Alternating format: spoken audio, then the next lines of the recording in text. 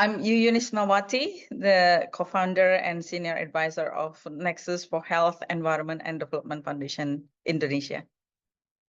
Lead paint issue is an old issue in developed countries, the global north, but in the global south, many paints are still made with lead to make it bright and attractive. Our research in the last 10 years shows that many decorative paints, solvent-based paint sold and manufactured in Indonesia have very high lead concentration. In this study, we look at 3 different factories.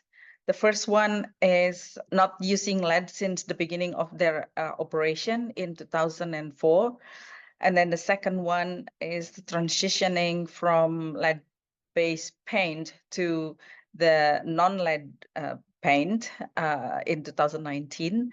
And the third one is the factory that still use lead, and this company is the oldest one. It's been established since 1970.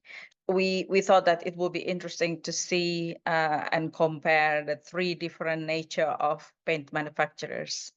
Our research found that 75% of the industry with lead as raw materials have high blood lead levels greater than 5 microgram per deciliter compared to industry, the first industry without lead and the second industry. And also we found that 55% of the industry with lead, the workers from industry with lead, had a blood level that showed an increased non-cancer risk and also cancer risk.